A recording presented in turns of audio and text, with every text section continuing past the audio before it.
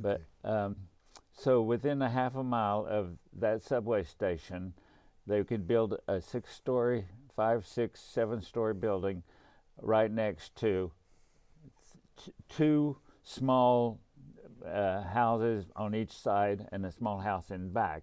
And it just doesn't make common sense to come into a neighborhood. So here's what the solution is. Sorry to take so long to get around to that, No, you're Rodney. doing great. No, Okay. remember, this is about me, but it's about my friends too. And Yeah, you are a okay, friend. thanks. And this is about our whole neighborhood. It's actually about the whole city and this whole state also. You Okay. know. So what we see is a common sense solution, seems to be, and Santa Monica is fighting this, and Beverly Hills is also fighting this, because the cities, each individual city could say, okay, we don't have, you know, we're all in favor of increasing housing and things, but it makes common sense to build it along the major boulevards and not intrude into the neighborhoods.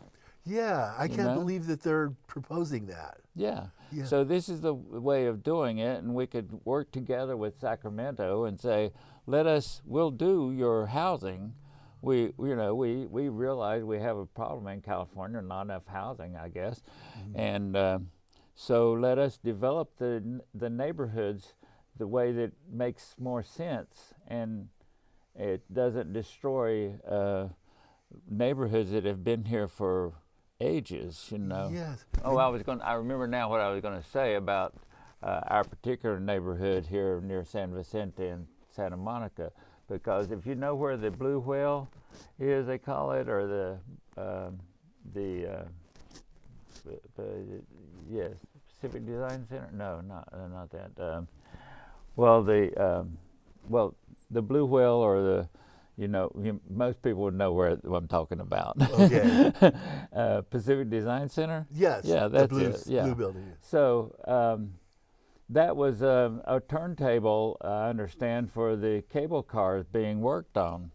And so the housing was all built for railroad workers around here. Oh. And that's why they're mostly Spanish-style bungalows, and I think maybe it's too late to have them as a historic district, but it is like one of the old neighborhoods. It's been here for ages. Yes. And so it makes much more sense to retain that, and at the same time build along the major boulevards like San Vicente and Santa Monica and Melrose. That's where you put the high-rise buildings. And it's convenient to the subway stops now and in the future. Right. And that's it, I guess. Well, you live in such a... Oh, go ahead. One more thing then. And a lot of these boulevards, have alleyways behind them. So that even helps more separate it from the neighborhood naturally. Okay. They have to have trash pickup, in the back of the buildings and everything. Yeah. So wow. And that's the thing. Yeah. You live in such a quaint neighborhood.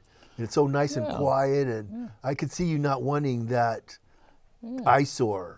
That's what's come up with a lot of friends that I have in the neighborhood too, are homeowners. We bought here for a reason. We bought it into this neighborhood because it is a quiet, peaceful, family-style neighborhood, where kids can play in the street. They're not supposed to, but I got humps put into my street because the kids were playing in the street. Okay. But now they're grown up, they don't play anymore in the streets, but I'm still stuck with the humps in the street. Well, I'll sacrifice having to slow down and replacing my shock absorbers once in a while, maybe. Right. Yeah. Anyway. Right. So. Well, I know that everything's going to work out to your advantage. I just have a feeling. Well, the neighbors are getting up when they find out about this. There's 95%, I would say, that are just don't like this at all, destroying our neighborhood. Yes. Neighborhoods in LA have been destroyed before. Look at the Adams district when the freeway went through. Okay. Yeah. And so don't do this. Yeah. Well, before we go any further, this show will air. I'm not sure when it will air, but we are actually shooting it on the 5th of May, Cinco de Mayo. So I wanted to wish you a happy Cinco de Mayo. Okay. And you, all of you out there as well. Yeah. As a matter of fact, I had a couple quotes. I used to read quotes a lot on some of my shows recently. And I think, that may get a little boring reading quotes, but I do have some for Cinco de Mayo, so I thought I'd read a couple of them because I think they're really cool. Depends on what the quote is. Yeah, well, I'll read this one. Is it decent? This is the first one that I'll read. Actually, I need to take my glasses off to read, actually. This one says, if life gives you limes, make margaritas. Okay, that's a twist. Yeah, that is Jimmy Buffett. That is from Jimmy Buffett, the late, great Jimmy Buffett. And I'll have one now. what's that? I'll have one. Yeah, right. We could use one, Yeah. right? Even though I don't drink, but I could use a margarita right now. But anyway, this is a good one. These are all alcohol oriented, even though I don't drink. Take life with a grain of salt, a slice of lime, and a shot of tequila. Wait, let me hear. Okay. Yeah. But anyway, here's a grain couple. of salt. Yeah. I'll read two more. The music, the dance, the food. All these things express the heart and soul of a culture. And that is Ada Rodriguez.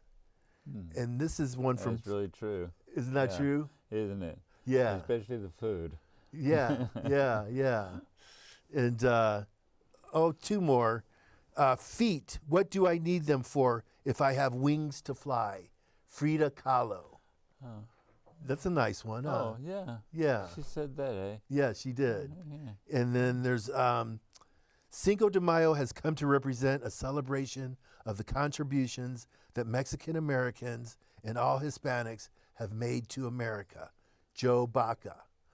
And, I used to read quotes around months, like how they have Black History Month, Asian American Month.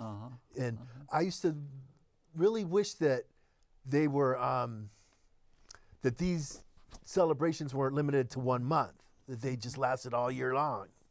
And so, but I still adhere. We keep them in mind all year long. Right. I mean, if you're culturally aware and sensitive, and know what your own prejudices are and try to work against them. Right. We have to do that, you guys. Yeah. I wanted to read a few quotes, though, regarding Cinco de Mayo, just to stay in true form to my show. Oh, okay. Yeah. So thanks for listening. Who was that last guy? I don't know. Joe Baca or something? Yeah, Joe Baca. You know him? No, I don't. I don't know where it came from. Yeah. That's a good quote, then. Yeah, those were good quotes, weren't they? Yeah. And Frida Kahlo. Yeah. Frida Kahlo and what was her husband? Yeah. Frida Kahlo. Oh, God, Diego. Yeah. Diego Rivera? Yeah, Diego Rivera. Yes. Oh, really? Oh, yes. okay. Yes, somewhere very back good. in there, Yes. Well, we're coming up to the end of the show already. Oh. Is it time for you to it's almost play time us a tune? Yeah, almost time for me to play a tune. Guys.